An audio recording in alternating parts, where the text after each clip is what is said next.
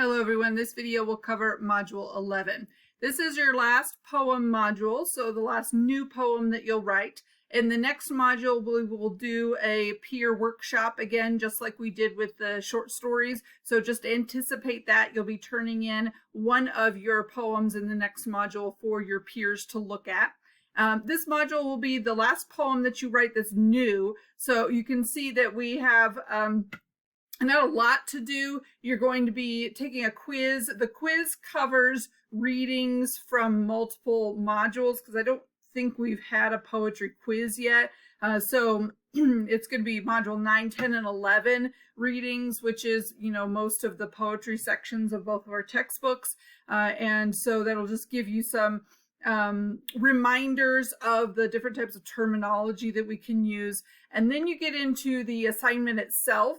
So your form poem assignment is to take a specific form of a poem. So whether you want to write a sonnet, a villanelle, a haiku, whatever you want to write, as long as you're following the restrictions of that form, it doesn't really matter which form you use. So you're going to pick a form that you want to try, and then you're going to write a poem that matches the rules for that form. So and the couple of things to remember: we want to try to use as many of our senses, all that good imagery. You want to think about how the words sound as you read them. And in particular for form, you have to think about the rhyming sounds, because a lot of forms have a specific rhyme scheme that you have to match.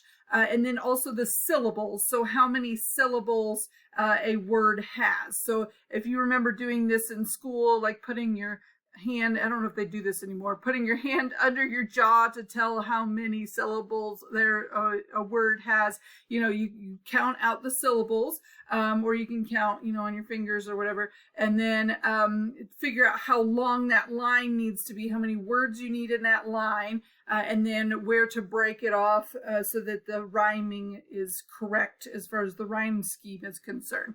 Some of the forms are pretty difficult to write, and some of them are a little bit easier. I get a lot of haikus here because that is one of those forms where it's extremely restrictive, but the restrictions mean for a very short poem, so it's often pretty easy to get it correct. So that's why the minimum's only 3 lines, because if you write a haiku, it's only 3 lines.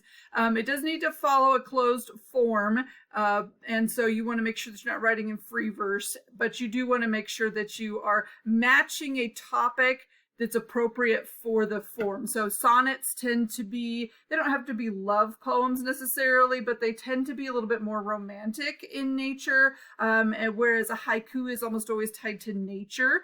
And then, if you're doing like an ode or something like that, then you want to make sure that you're matching the tone and the topic. So there are a couple of things to look at to help you out. There is a section on form and poetry in the textbook, which gives you some examples of the sonnet and blank verse, villanelle, concrete poetry, which is where you make a shape with it, which is kind of cool.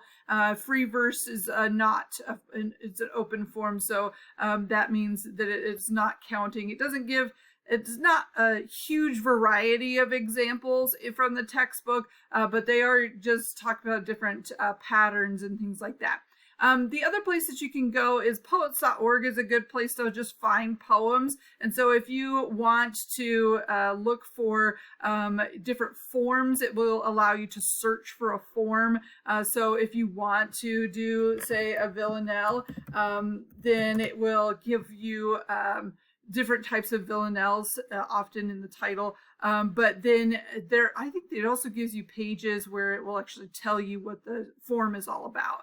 And these are different sonnets. And then you could just kind of search through there if you want examples of, how's that form created. You can Google it. There's just so many ways to look at different forms of poetry, and there's so many different forms out there. The main thing that you want to make sure that you're doing is that you're putting the type of form that you used, like either in the title, so sonnet on my sock drawer or something, you want to make sure that you have that word sonnet in there.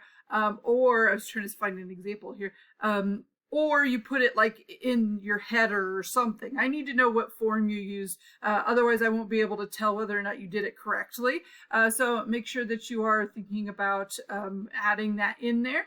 And then obviously then the last thing to do is to actually submit it for a grade. For this one, again, I encourage you not to use any type of AI for poetry, because I think it really, when you start to bring a computer into things, it sort of defeats the purpose of writing poems to begin with.